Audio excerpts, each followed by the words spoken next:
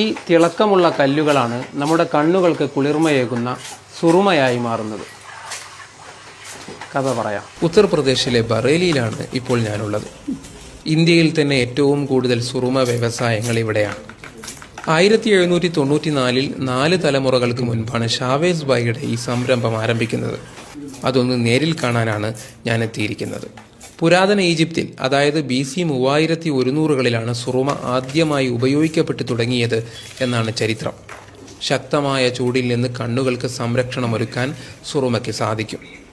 മുഗൾ കാലഘട്ടത്തിൽ രാജകീയ സദസ്സുകളിൽ സുറുമകൾ സൂക്ഷിക്കാൻ പ്രൗഢമായ സുറുമദാനികൾ ഉണ്ടായിരുന്നു. നമ്മുടെ കണ്ണുകളിൽ ഉപയോഗിക്കുന്ന വസ്തുവായതിനാൽ ഈ കല്ലുകളെ ഏറ്റവും നേർമയുള്ള പൊടികളാക്കി മാറ്റുക എന്നതാണ് ഇതിലെ ഏറ്റവും പ്രധാനപ്പെട്ട പ്രോസസ്സ്.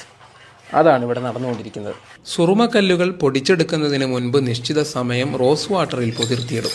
ശേഷം ചെറിയ രീതിയിൽ ഈ പാത്രത്തിൽ വെച്ച് കുത്തിയെടുക്കണം.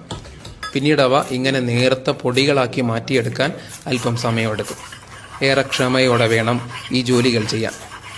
ബോട്ടിലുകളിലേക്ക് മാറ്റി പാക്കിംഗ് കൂടി പൂർത്തിയാക്കുന്നതാണ് അവസാന നടപടികൾ. ഈ കല്ലുകൾ എന്താണ് എന്നൊരു കൗതുകമില്ലേ? അത് പറയാം. ആൻറ്റിമണി സൾഫൈഡിൻ്റെ പ്രകൃതിദത്തമായ ലോഹരൂപമാണിത്. ഇതിന് സ്റ്റിബിനൈറ്റ് എന്ന് പറയുന്നു.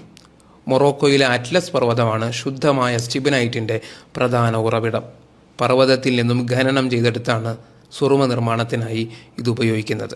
സൂര്യൻ്റെ അൾട്രാ വയലറ്റ് രശ്മികളിൽ നിന്ന് കണ്ണുകൾക്ക് സംരക്ഷണം നൽകുക എന്ന ലക്ഷ്യത്തോടെയാണ് ആദ്യകാലങ്ങളിൽ സുറുമ ഉപയോഗിച്ചു തുടങ്ങിയത്. പിന്നീട് അതൊരു സൗന്ദര്യവർദ്ധക വസ്തുവായി കൂടി കണക്കാക്കപ്പെട്ടു. നമ്മുടെ ഗാനങ്ങളിലും കവിതകളിലും അത്തരം പ്രയോഗങ്ങൾ ധാരാളം കാണാം. പക്ഷേ ഇതിൻ്റെ ഉത്ഭവം ഇത്തരമൊരു കല്ലാണ് എന്നത് കൗതുകമുണർത്തുന്നു.